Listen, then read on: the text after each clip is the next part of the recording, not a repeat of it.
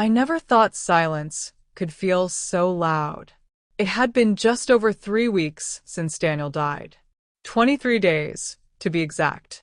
I knew because I had started counting them the way some people count prayers, quietly, obsessively, as if numbers could hold grief in place. The house still smelled like him. Cedarwood and coffee.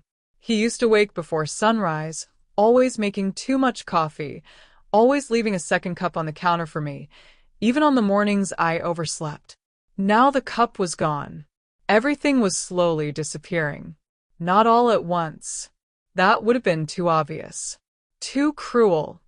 Even for her. No, Vanessa did it gradually. A photo missing from the hallway. Daniel's jackets gone from the coat rack. The blueprints he'd framed in his office, rolled up and shoved somewhere I couldn't find. At first, I told myself it was grief, that she was coping in her own way. I was wrong. The first real crack came on a Tuesday afternoon. I was in the kitchen, staring at the same unopened mail I'd been ignoring for days, when I heard laughter. A man's voice. Deep. Confident. Comfortable. Too comfortable. I froze. For a moment, I thought I imagined it. Grief does strange things to the mind. It makes you hear echoes, feel presence where there is none. But then I heard it again. And her voice followed. Light. Carefree. Not the voice of a widow. I slowly stood up, my hand gripping the edge of the counter as if the house itself might tilt. They walked in together. Vanessa didn't hesitate, didn't flinch, didn't even look guilty. Olivia, she said, as if nothing was wrong. This is Eric. He was younger than her. That was the first thing I noticed. Maybe mid-30s. Clean-cut, polished, the kind of man who knew exactly how he looked and used it to his advantage. And then I noticed something else. Her hand was resting on his arm. Not casually. Intimately. My throat tightened. He'll be staying with us for a while, she added. For a while. The words echoed in my head like something absurd, something unreal. I blinked. Once. Twice. Daniel had been gone 23 days. 23. I think I need to lie down, I said quietly. Neither of them stopped me. That night, I didn't sleep. I sat on the edge of my bed, holding one of Daniel's old shirts, the one he used to wear when he worked late in his study. It still carried the faint scent of sawdust and aftershave. He had built this house. Every beam, every window placement, every detail.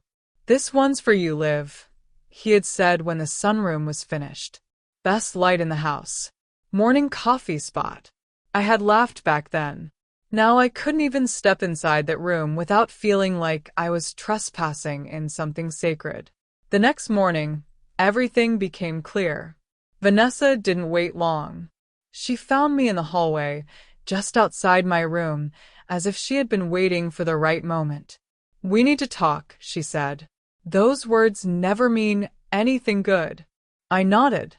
She crossed her arms, leaning slightly against the wall like she owned it. Maybe she thought she did. Eric isn't just visiting, she said. He's moving in. There it was. No hesitation. No apology. Just fact.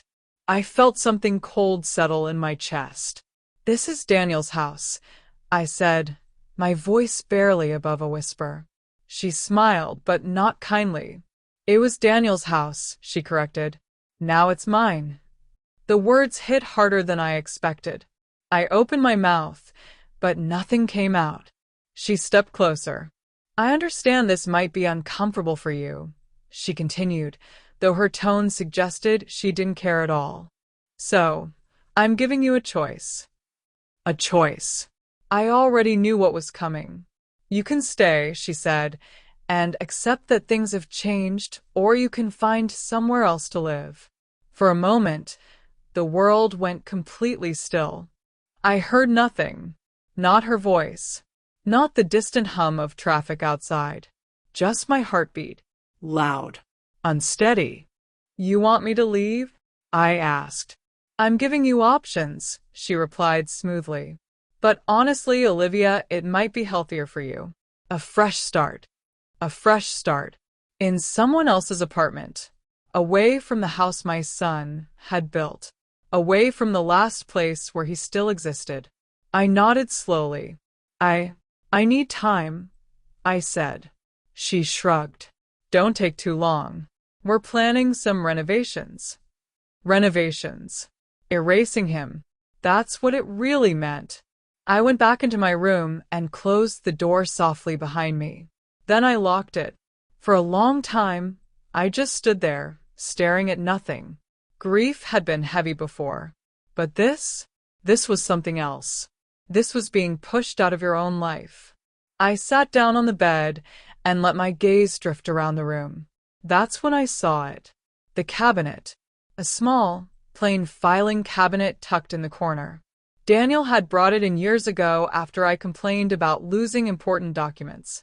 Keep everything safe, Liv, he'd said. I hadn't opened it in months. Maybe longer. I don't know what made me get up. Instinct, maybe.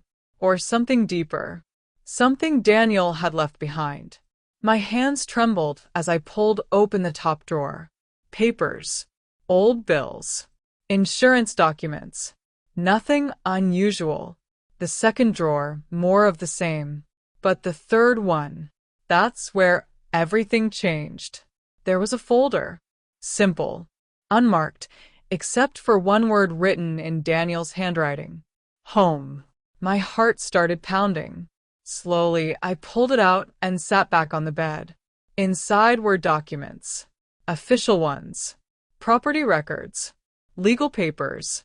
My eyes scanned the first page. And then I froze. I read it again. And again. My name was there. Not as a witness. Not as a reference. As an owner. Co-owner of the house. My breath caught in my throat. Daniel had done this. He had made sure I would never be forced out. There was a note clipped to the corner. Just in case. Love you always. Tears blurred the words. But I kept reading. Because something told me this was only the beginning. I didn't leave my room for the rest of the afternoon. Not because I was afraid of Vanessa or Eric, but because the moment I stepped out, I knew I wouldn't be the same person they thought I was anymore. And I wasn't ready for them to see that, not yet. I sat on the edge of the bed with the folder open in my lap, rereading the documents over and over as if they might disappear if I looked away too long. My name was there in black ink, clear and undeniable. Co-owner. Not a guest. Not someone who could be given options. Daniel had made sure of that. My Daniel, even at the end, even when his strength was failing, he had been thinking ahead, protecting me in ways I hadn't even realized I would need. The realization hit me in waves, grief tangled with something sharper, something steadier. Anger, yes, but also clarity. As I dug deeper into the folder, I found more than just the deed. There were copies of insurance policies, correspondence with a law office, and something else that made my hands tremble even more than before, a sealed envelope with my name written across the front in Daniel's handwriting. I hesitated before opening it, suddenly afraid of what I might find, as if breaking that seal would make everything final in a way I wasn't ready for. But I opened it anyway. Inside was a short letter. Not long, not dramatic, just him. Honest, direct, the way he always was. He wrote that if I was reading this, it meant things hadn't gone the way he hoped. That he had tried to believe in Vanessa, tried to trust that whatever distance had grown between them could be repaired, but something in his gut told him otherwise. He didn't accuse her outright, didn't lash out, but the doubt was there, quiet and heavy between the lines. He told me he had made changes, legal ones, to make sure I would always have a home, no matter what happened after he was gone. And then, at the end, he wrote something that made my chest ache. Don't let anyone make you feel like you don't belong here. You do. Always have. I pressed the letter to my chest and closed my eyes, letting the words settle somewhere deep inside me where the grief couldn't quite reach. By the time I finally stood up, something inside me had shifted. The fear that had been sitting in my stomach for weeks was gone. Not completely, but enough that I could breathe again. Enough that I could think. I carefully returned the documents to the folder, except for the letter, which I kept with me, slipping it into the pocket of my cardigan like a quiet shield. Then I unlocked the door. Voices drifted up from downstairs, Vanessa and Eric, laughing again, as if nothing in the world had changed. For them, it hadn't. Not yet. I walked slowly down the stairs, each step deliberate, steady. I didn't rush. I didn't hesitate. When I reached the kitchen, they both looked up, clearly surprised to see me. I hadn't joined them for meals since Eric arrived. Vanessa raised an eyebrow slightly, studying my face, as if trying to read something there.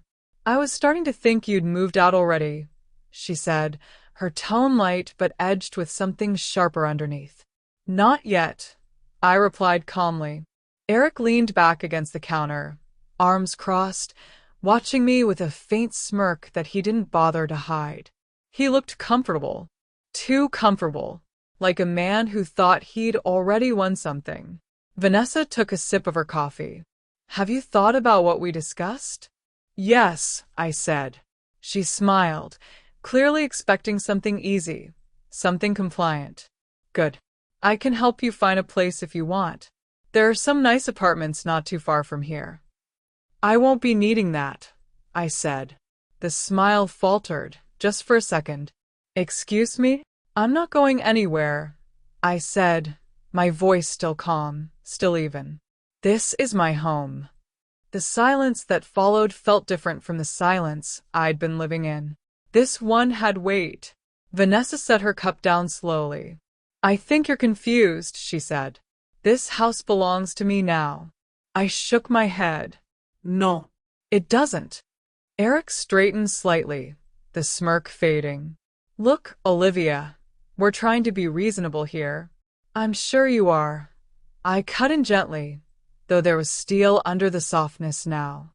"But you're also wrong." Vanessa's eyes narrowed. "What exactly do you think you know?" I met her gaze without flinching. Enough. That one word was enough to change everything. I saw it happen, the shift behind her eyes, the flicker of uncertainty she tried to hide. She hadn't expected resistance. Not from me. Not from the quiet, grieving woman who had barely spoken for weeks. "Where's this coming from?" she demanded. "From Daniel," I said simply. That landed. She went still. Eric glanced between us, clearly sensing something he didn't fully understand.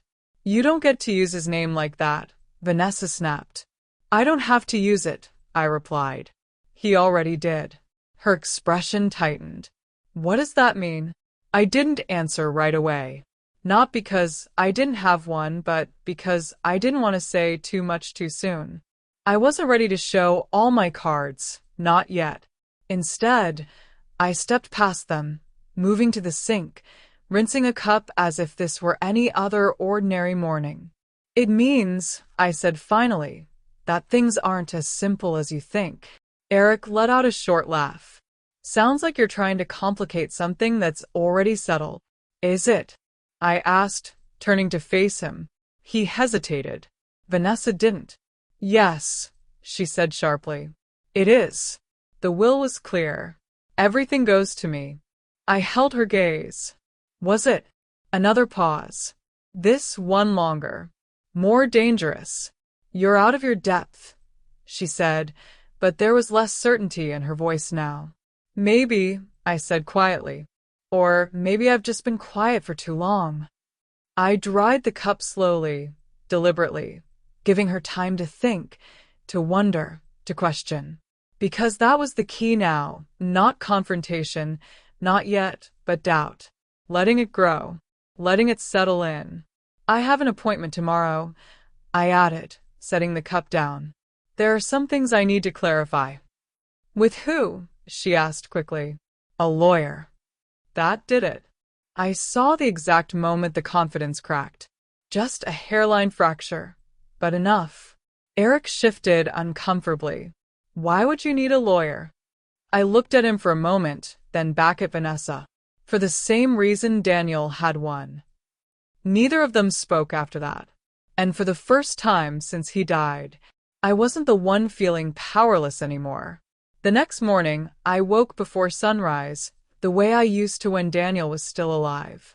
For weeks after his death, mornings had been the hardest. Too quiet, too empty, too final. But this morning felt different.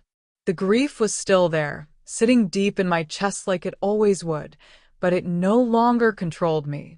Now there was something else alongside it. Purpose. I got dressed slowly, choosing the same dark blue outfit I had worn to Daniel's memorial. It felt appropriate, not just as a reminder of him, but as armor. I slipped his letter into my bag, along with the folder of documents, and left the house without saying a word to Vanessa or Eric. Their bedroom door was closed, and I felt a strange sense of calm knowing they had no idea what was about to unfold. The law office was in a quiet part of town, tucked between a bookstore and a small cafe. It wasn't flashy or intimidating, just solid, dependable, the kind of place Daniel would have trusted. When I walked in, the receptionist greeted me with a knowing smile, as if she had been expecting me all along. "You must be Olivia," she said gently. "He's ready for you." I didn't ask how she knew. Something about the way she said it told me Daniel had prepared for this moment more carefully than I ever imagined. The lawyer, Mr. Carter, stood as I entered his office. He was older, composed, with the kind of presence that made you feel both seen and steady at the same time. "Olivia," he said warmly, extending his hand. "I'm glad you came." I shook his hand, trying to keep my emotions in check, but there was something about hearing my name spoken with such familiarity that made my throat tighten. "Daniel spoke about you often," he added, gesturing for me to sit. That nearly undid me. For a moment, I couldn't speak. I just nodded and placed the folder on his desk. "I found these," I said finally, sliding the documents toward him. I think there's more I don't know." He opened the folder carefully, scanning the contents with a practiced eye. "Yes," he said after a moment. "There is." He leaned back slightly, studying me. "Before we go any further, I need to ask, has Vanessa discussed any of this with you?" "No," I said. "She told me everything was already settled, that the house belonged to her." Mr. Carter sighed, not surprised. "I was afraid of that." He folded his hands on the desk. "Olivia, what I'm about to explain may be difficult to hear, but it's important that you understand the full situation." I nodded, bracing myself. Daniel came to see me 3 weeks before he passed. He had concerns, serious ones, about Vanessa. At the time, he didn't have definitive proof of anything, but he suspected financial irregularities and personal betrayal. I felt my chest tighten. "He mentioned someone named Eric," Mr. Carter added quietly. "So he had known. Not everything, maybe, but enough." I closed my eyes briefly, steadying myself. "He wrote about it," I said, my voice barely above a whisper. "In a letter." Mr. Carter nodded. "That makes sense." Daniel was thorough. Once he realized something might be wrong, he took steps to protect you. The house was only part of it. He opened another folder from his desk, one I hadn't brought. My heart skipped. "This," he said, sliding a document toward me, "is his final will." I stared at it. "This isn't the one Vanessa showed me," I said slowly. "No," he replied. "It wouldn't be, because she never filed this one." The room seemed to tilt. "What does that mean?" I asked. "It means she's been operating under an outdated version of the will, one that favored her entirely. Legally, that document is no longer valid. This one is." My hands trembled as I looked down at the pages. My name appeared again. Not just on the house, but in sections detailing residency rights, financial provisions, protections I didn't even know existed. He created a trust for you, Mr. Carter continued. It covers all expenses related to the house, taxes, maintenance, utilities, for the foreseeable future. Vanessa has no access to those funds. I let out a slow breath I didn't realize I'd been holding. He didn't trust her, I said. He hoped he was wrong, Mr. Carter corrected gently. But he prepared in case he wasn't. Silence filled the room for a moment. Then he reached for another set of papers. There's more, he said. I almost laughed, though there was nothing funny about any of this. Of course there is. These are financial records Daniel asked me to review shortly before his death, he explained. He noticed significant withdrawals from joint accounts, money he couldn't account for. He slid the pages toward me. Numbers. Dates. Transfers. My eyes scanned them, trying to make sense of it all. Some of these funds were traced, he continued, to a business. A business? I repeated. He nodded. A startup. Registered under Eric's name. The air left my lungs. So, it wasn't just betrayal. It was theft. While Daniel was sick, while he was dying, they were planning something. I said, more to myself than to him. Yes, Mr. Carter said quietly. It appears so. I sat back, my mind racing. All those moments, Vanessa on her phone, stepping out to take calls, the unexplained absences. It all fit now. Every piece. She tried to push me out, I said suddenly. She told me to leave. Mr. Carter's expression hardened. She has no legal right to do that. In fact, given what we now know, her position is far weaker than she realizes.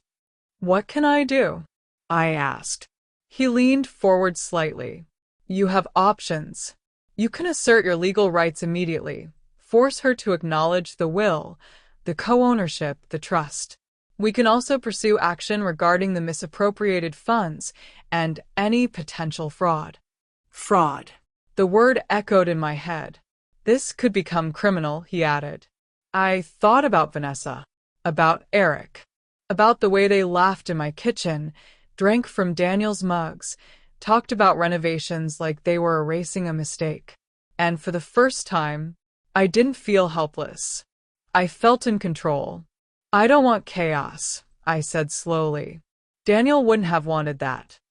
Mr. Carter nodded. Then we approached this strategically. A plan began to form.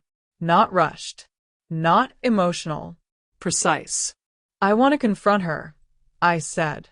But not alone. Of course, he replied. I can be there. And Daniel had a friend. Someone he trusted. I think his name was Marcus, Mr. Carter said. I've already spoken with him. That surprised me. He's been waiting to help, he added. Of course he had. Daniel had thought of everything. I stood up, feeling steadier than I had in weeks. Then let's do it. Mr. Carter gave a small nod. When? I thought for a moment. Then I said, tomorrow evening. I could already picture it. Vanessa sitting at the table, thinking she still held all the power. Eric beside her, confident, careless. They had no idea what was coming.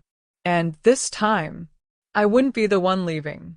The drive home felt longer than usual, not because of distance, but because my mind refused to slow down. Every word Mr. Carter had said echoed in my head, layering over Daniel's voice from that letter, over the memories of this house before everything had turned cold and unfamiliar. By the time I pulled into the driveway, I wasn't the same woman who had left that morning.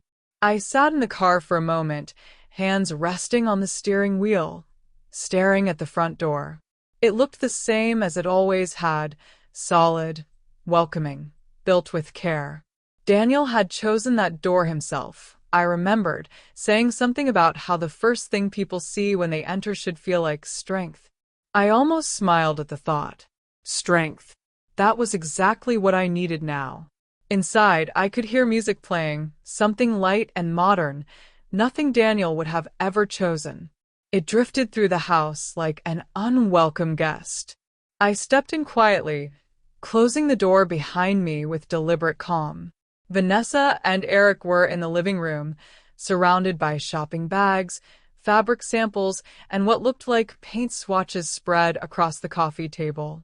They didn't even notice me at first. Vanessa was holding up 2 shades of gray, asking Eric which one felt more open. Open.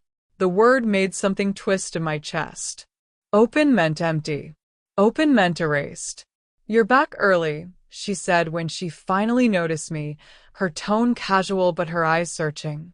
"I finished what I needed to do," I replied.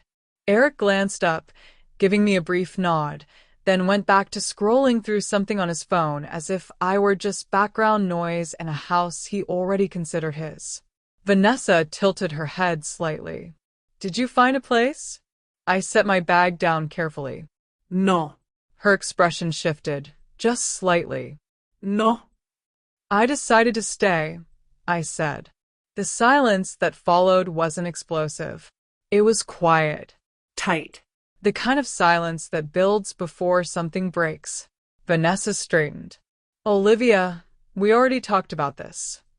"Yes," I said calmly. "We did.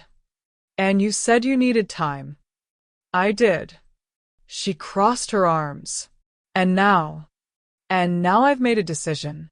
Eric finally looked up, sensing the shift in tone. "Is there a problem here?" "No," I said before Vanessa could answer. "Not yet." Vanessa's jaw tightened. "You don't get to just change your mind." "I didn't change it," I replied. "I clarified it." That annoyed her. I could see it in the way her posture stiffened, the way her fingers curled slightly against her arms. "I don't know what you think you're doing," she said, "but this isn't going to work." I held her gaze. "We'll see." She exhaled sharply, clearly losing patience. "Olivia, I'm trying to be reasonable. And I appreciate that," I said evenly. "Which is why I'd like us to have a proper conversation." She frowned. "We're having one right now." "No," I said. "Not like this." Eric scoffed softly. "What does that even mean?" "It means," I continued, ignoring him, "that tomorrow evening, I'd like us to sit down together. All of us." Vanessa narrowed her eyes. "For what?" "Dinner," I said simply. That caught her off guard. "Dinner," she repeated. Yes. "One last conversation. About the house. About everything." She studied me carefully, trying to read something beneath my calm tone. I could almost see the suspicion forming, but she didn't have enough to act on it. "Not yet." "That's unnecessary," she said finally. "Maybe," I replied, "but it would mean a lot to me." There was a pause. Then Eric shrugged. "What's the harm?" Vanessa glanced at him, then back at me. She hesitated, just for a moment, but it was enough. Fine, she said. "What time?" 6. She nodded once. Fin. And just like that, it was set. I spent the rest of the day moving quietly through the house, observing more than speaking. Every detail felt sharper now. The missing photos, the rearranged furniture, the subtle ways they had already started reshaping Daniel's home into something unrecognizable. By evening, I had everything I needed, not just legally, but emotionally.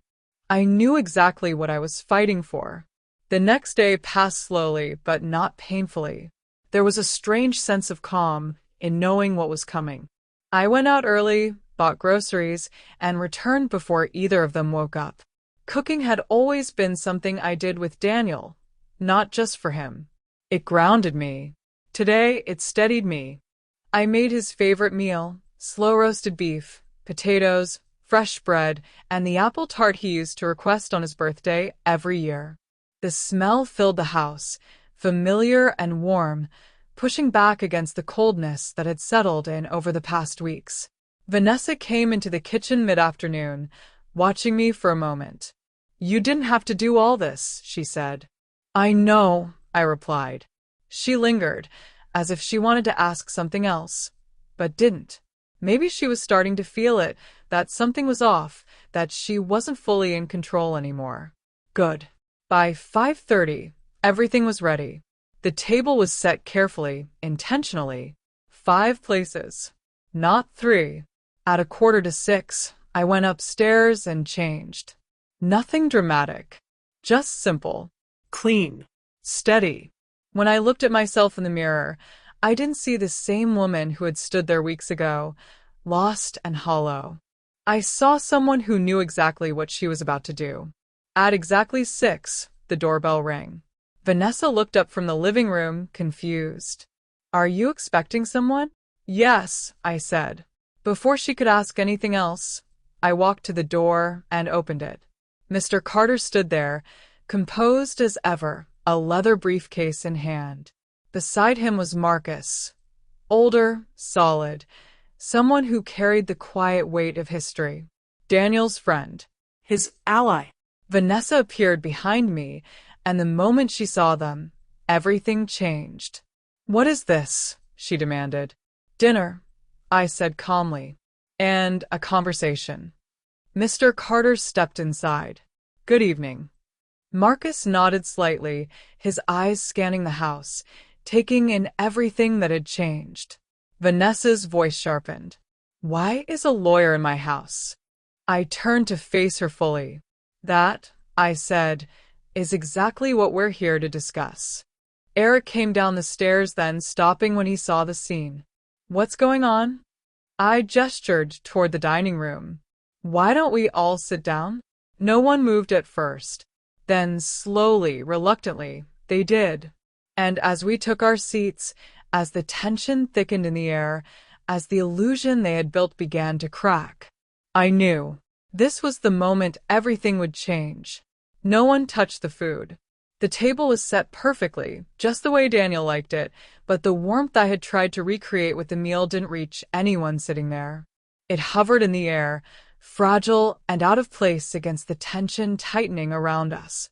Vanessa sat stiffly across from me, her fingers pressed flat against the table, as if grounding herself. Eric leaned back in his chair, trying to look relaxed, but the tightness in his jaw gave him away. Marcus sat quietly to my left, steady and observant, while Mr. Carter placed his briefcase gently on the table, his movements calm, controlled, almost surgical. This is unnecessary, Vanessa said, her voice already edged with irritation. If you have something to say, just say it. I will, I replied, folding my hands in front of me. But I think it's important we all hear the same thing at the same time. Eric let out a short breath. This feels like some kind of setup. It's not a setup, I said calmly. It's clarity. Mr. Carter opened his briefcase and removed a folder, placing it carefully on the table.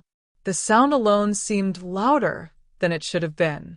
Vanessa, he said, his tone professional but firm, I'm here regarding Daniel's estate. Her expression hardened instantly. That's already been handled. No, he replied. It hasn't. The silence that followed was sharp enough to cut. I don't know what you think you're doing, she said, her voice rising slightly, but everything was settled weeks ago. The will was updated, Mr. Carter interrupted, not raising his voice, but stopping her completely. 3 weeks before Daniel passed, Vanessa froze. Eric straightened. I watched her closely as the realization began to creep in, not fully formed yet, but enough to unsettle her. That's not true, she said, but there was hesitation now. Mr. Carter slid a document across the table. This is the final will, he said. Then Mr. Carter placed one final document on the table. There is also the matter of a life insurance policy, he said. Vanessa's eyes flickered. Daniel named Olivia as the sole beneficiary, he continued. However, the policy appears to have already been accessed. The silence that followed was suffocating. That's impossible, Vanessa said, but her voice lacked conviction. The insurance company disagrees, Mr. Carter replied. They've opened an investigation. Eric stood up now. This is insane. No, I said quietly. It's the truth. Vanessa laughed then, but it wasn't genuine. It was sharp, brittle. And what? You think this changes anything? I still own half this house. Yes, Mr. Carter said. You do. That caught her off guard. But, he continued, sliding another paper forward, we're offering a solution. She looked at it, wary. A buyout, he said. Full market value for your share. Her eyes scanned the number. And this time, she didn't hide her reaction. Eric didn't either. That's the lot, he muttered. Yes, Mr. Carter said simply. Vanessa looked between all of us, calculating, weighing, searching for an angle. And if I refuse? She asked. Mr. Carter met her gaze evenly. Then we proceed with legal action. Civil and potentially criminal. The word hung in the air. Criminal. That changed everything. The room fell silent again, but this time it wasn't tense. It was decisive. Eric looked at Vanessa, his expression no longer confident. We need to think about this. She didn't respond immediately. Then, finally, how long? She asked. Until tomorrow, Mr. Carter said. She nodded slowly. The fight wasn't gone from her eyes, but the certainty was. And that was enough. I stood then, gathering the plates, even though no one had eaten. You're welcome to stay for dessert, I said softly. No one moved. Vanessa turned and walked out of the room without another word. Eric followed her, and just like that, it was over. Not completely, but enough. For the first time since Daniel died, this house felt like mine again. The next morning, I woke to a different kind of silence. Not the heavy, suffocating kind that had followed Daniel's death, not the tense, watchful quiet that had settled over the house since Vanessa brought Eric in, but something lighter, something settled. For a moment, I stayed in bed listening. No footsteps, no voices, no doors opening and closing. just stillness. Real stillness. I got up slowly, almost cautiously, as if I didn't quite trust it yet. When I stepped into the hallway, the air felt different. The tension was gone.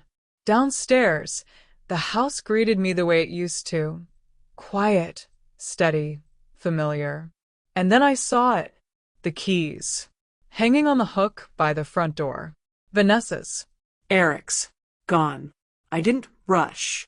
I walked through the house slowly, room by room, as if reacquainting myself with a place I had once known intimately, but somehow lost. The living room was emptier. The decorative pieces they had brought in were gone, along with some of the newer furniture they'd added. It didn't matter. What remained felt more honest, more real. In the kitchen, the counters were clear, the coffee machine back where Daniel had always kept it. I ran my hand along the surface, remembering mornings that felt impossibly far away and yet suddenly within reach again. On the dining table, there was an envelope. I picked it up, already knowing what it was. Inside was the signed agreement, and a short note. No apology. No explanation. Just a few cold lines confirming that she had taken what she considered hers and nothing more. It didn't surprise me. Vanessa had never been the kind of person to look back once she decided to leave. Even now, there was no acknowledgement of what she had done. Not to Daniel, not to me, not to this house. I folded the note and set it aside. It didn't matter anymore. What mattered was what remained. Later that morning, I called Mr. Carter to confirm everything had been signed. His voice carried a quiet satisfaction, not triumph, not victory, but closure. Legal matters would continue in the background, the financial restitution, the final transfers, all the details that tied up loose ends. But for me, the most important part was already done. I stayed in the house that day. Not because I had nowhere else to go, but because for the first time in weeks, I wanted to be there. I opened windows, letting fresh air move through the rooms. I gathered the few remaining items Vanessa had left behind and packed them neatly, setting them aside without anger. Just distance. Then I went upstairs and opened the closet where I had kept Daniel's things. His clothes, his tools, the small, ordinary objects that held more meaning than anything expensive ever could. I took my time bringing them back into the house. Not all at once. Piece by piece. A jacket over the chair. A book on the table. His old watch placed carefully on the shelf near the entryway. By afternoon, the house began to feel like him again. Not the way it used to be, nothing could bring that back. But enough. Enough to breathe. A few days later, Marcus came by. He stood in the doorway for a moment before stepping inside, taking in the changes.